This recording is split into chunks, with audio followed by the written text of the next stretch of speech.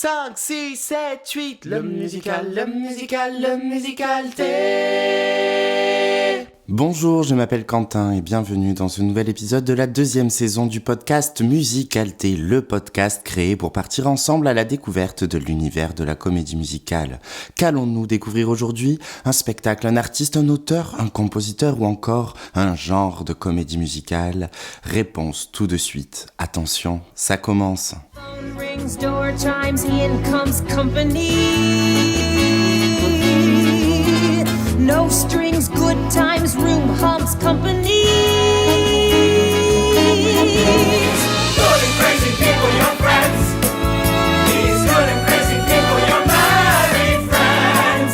And that's what it's all about, isn't it? Yes! That's what it's really about, isn't it? That's what it's really about, really about.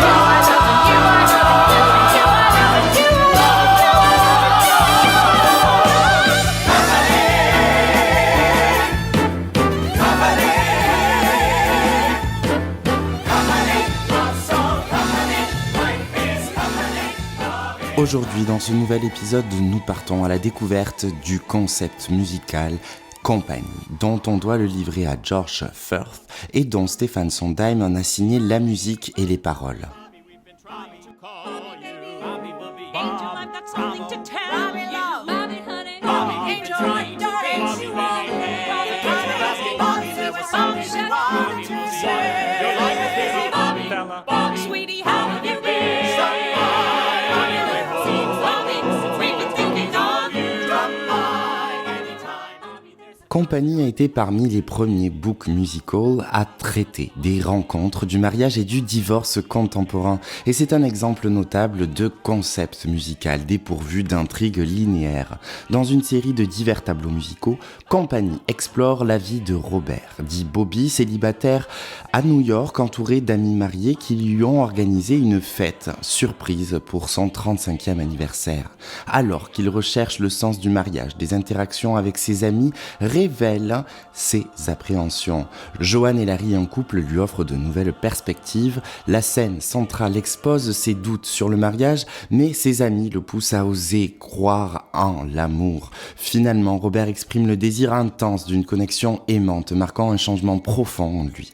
La scène se termine avec une lueur d'espoir pour l'épanouissement de Robert, soulignant son anniversaire dans une ambiance positive.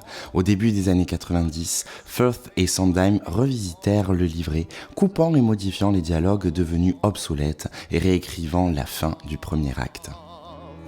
With love filling the days, with love 70 ways, to Bobby with love from all those good and crazy people, my friends, those good and crazy people, my married friends. And that's what it's all about, isn't it? That's what it's really about, really about. Il paraît que c'est George Firth qui a écrit une pièce de théâtre en 11 scènes prévues pour la comédienne Kim Stanley. Anthony Perkins s'était intéressé alors par la mise en scène de ce projet et il partagea donc le projet avec Sondheim, qui, ce dernier, a demandé son avis à Harold Prince. Ce dernier estima que les scènes pourraient constituer une bonne base pour une comédie musicale sur les mariages à New York, avec un personnage central pour examiner ces mariages, et c'est ainsi que naquit le concept de Company. C'est à Boston que le spectacle vit le jour en avant-première pour finalement faire son grand lever de rideau à Broadway en avril 1970 sous la direction de Hal Prince à la mise en scène avec un décor de Boris Aronson comprenant 2 ascenseurs et diverses plateformes verticales mettant en avant le thème d'isolement du show. Cette première exploitation dura quasiment 2 ans à l'Alvin Theatre pour plus de 700 représentations. Petite anecdote, après à peine un mois d'exploitation à Broadway, le comédien principal dans le rôle de Bobby décide de quitter le show et il sera remplacé par Larry Kert, l'artiste connu pour avoir créé le rôle de Tony dans West Side Story.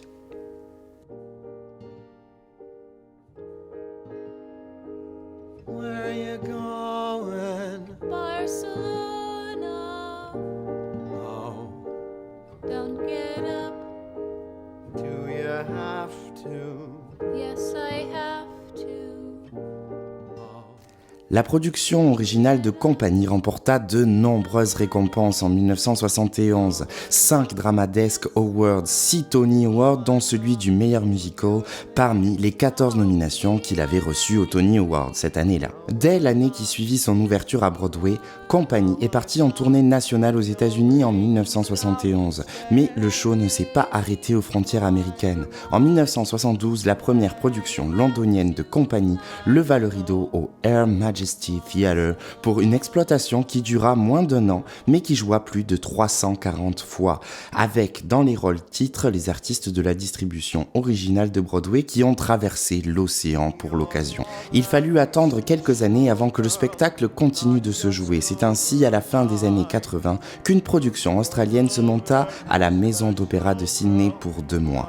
À part un concert à vocation caritative donné à New York en 1993, ce n'est qu'en 1995, soit 25 ans après sa création, que Company fait son grand retour à Broadway, mais aussi la même année à West End dans des productions distinctes.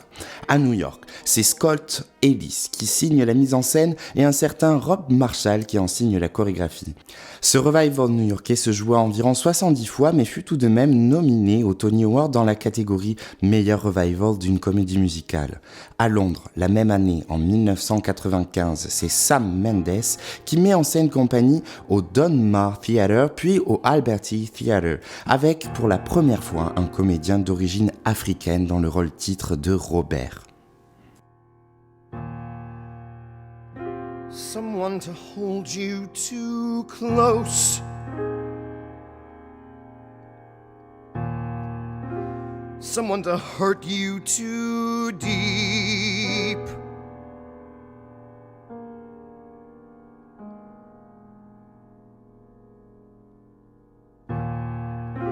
Someone to sit in your chair, to ruin your sleep. That's true, but there's more than that. Is that all you think there is to it?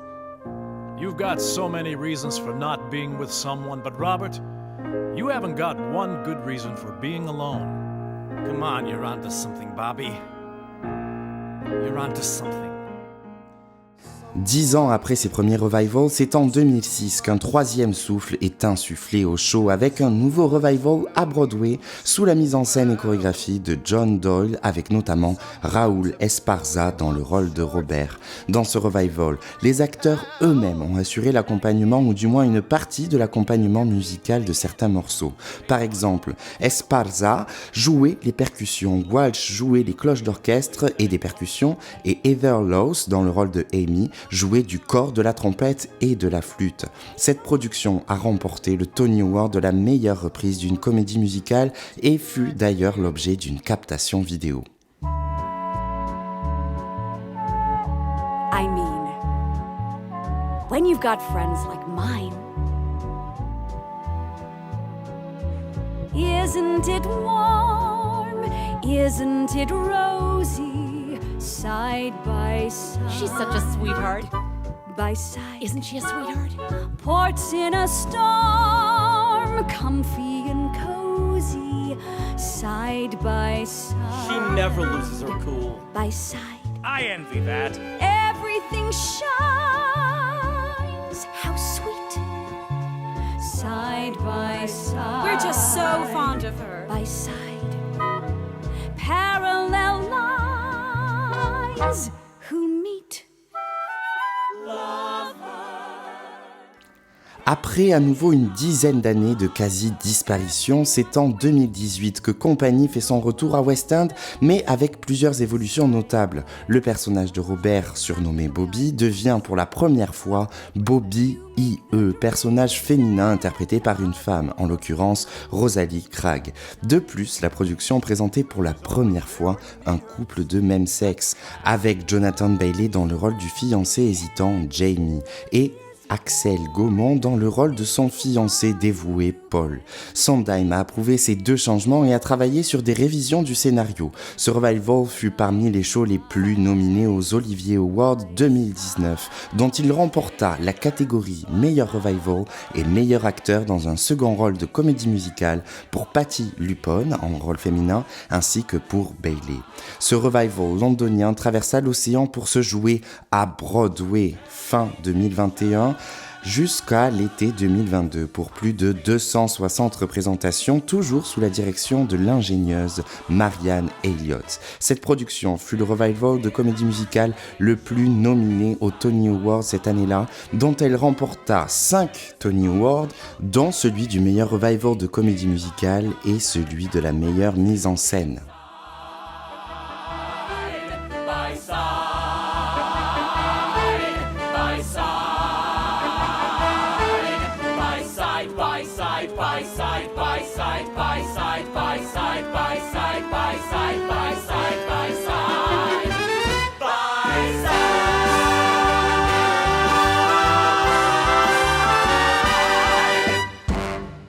Bien que les productions officielles ont vu le jour presque tous les 10 ans, de nombreuses productions à l'international ont été produites. Ainsi, il y a eu des productions de compagnie aux Philippines, au Brésil, en Norvège, en Israël, à Singapour, en Argentine, en Slovénie, en Espagne, traduit en espagnol avec Antonio Banderas dans le rôle titre, mais aussi en Pologne, traduit en polonais ou encore au Panama. En France, une version adaptée en français par Stéphane Laporte a été présentée en 2017 dans un épisode de l'émission de France Musique qui s'appelle 42e rue et qui est disponible en replay sur le site de Radio France. I'll drink to that. Here's to the girls who stay smart, aren't they a gas? Rushing to their classes in optical art, wishing it would pass. À ce jour, il n'existe pas d'adaptation cinématographique, mais nous pouvons retrouver l'univers de compagnie grâce à différents documentaires. Il existe un film documentaire intitulé Original Cast Album Company, se focalisant, comme le titre l'indique, sur l'enregistrement du cast album originel au studio d'enregistrement Columbia Records de la 30e rue à New York en mai 1970. Un autre documentaire intitulé Keeping Company with Sondheim, sorti en 2022, offre un regard exclusif sur le processus créatif de Marianne Elliott avec des séquences de répétition et de performances ainsi que de nouvelles interviews avec Elliott, Sondheim, Katrina Lenk, Patti LuPone et des membres de la distribution originale de 1970. La diffusion raconte l'histoire de la première de la pièce à Broadway dans une ville au bord de la faillite jusqu'à sa réimagination 50 ans plus tard en 2021. Bobby? Bobby, Bobby, Bobby, baby, Bobby, Bobby, Bobby. Bobby, come on over for dinner. We'll be so glad to see you. Bobby, come on over for dinner. Just be the three of us, only the three of us. We love you. En ce moment, une tournée nord-américaine de la version du dernier revival de compagnie se joue, mais si vous souhaitez découvrir cette œuvre, vous pouvez le faire grâce aux différents cast-albums et captations, à savoir le cast-album original de 1970, le cast-album londonien avec pour seule modification le comédien principal, les cast-albums des revivals londoniens et new-yorkais de 1995, le cast-album du revival de 2007 avec les comédiens qui jouent également de la musique, le cast-album de la production Gender Swap londonienne de 2018 et pour finir, le cast-album sorti en 2021 de la traduction espagnole de Compagnie. Pour retrouver Compagnie en images, c'est également possible car en 2011, une grosse production de Compagnie en format concert mis en scène a été produite au New York Philharmonic avec Neil Patrick Harris dans le rôle de Robert et plusieurs acteurs connus dont notamment Patti LuPone dans le rôle de Joanne. Et cette production fit l'objet d'une captation vidéo disponible en DVD. Bobby, Bobby, Bobby, baby, Bobby, Bobby.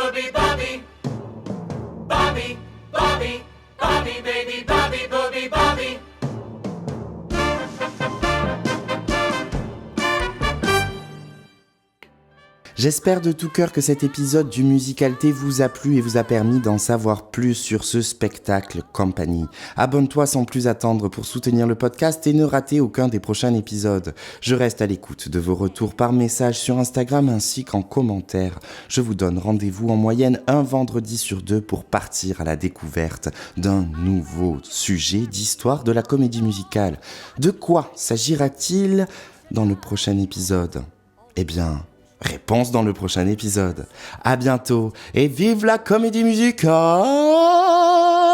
5, 6, 7, 8, le musical, le musical, le musical. Allez.